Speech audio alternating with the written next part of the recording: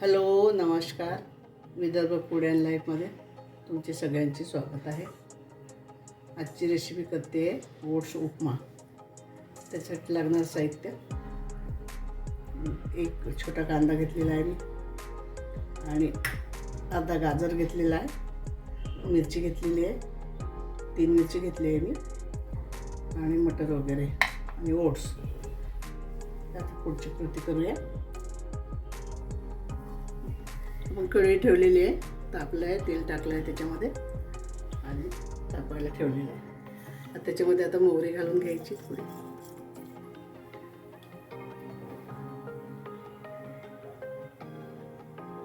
मोहरी घातली, त्याच्यामध्ये सगळे जिन्नस घालून घ्यायचे.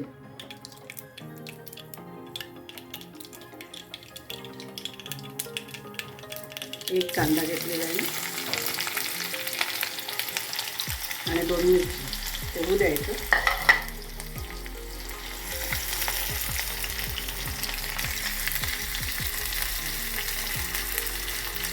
कांदा छान परतून घ्यायचा, खूप लाल नाही करायचा.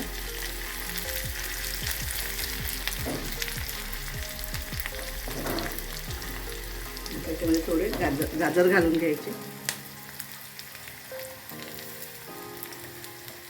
कढीपत्ता.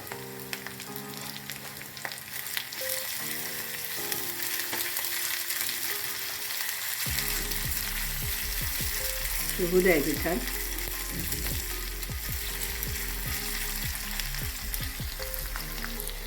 मटर घालून घेऊया आवडीनुसार.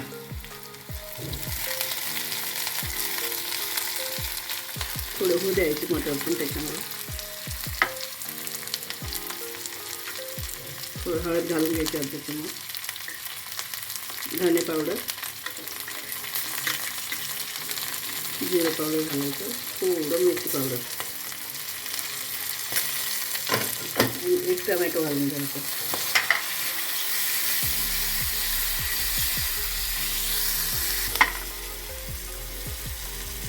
चवीसाठी मीठ घालायचं. त्याच्यामध्ये ओट्स घालून घ्यायचे, थोडे परतून घ्यायचे.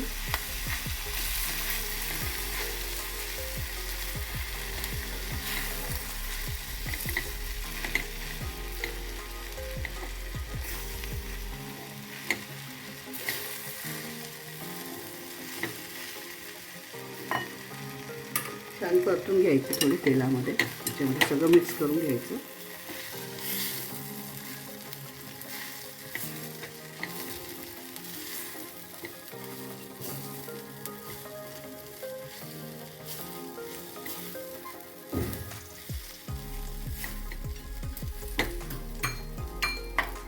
आणि थोडं पाणी घालायचं.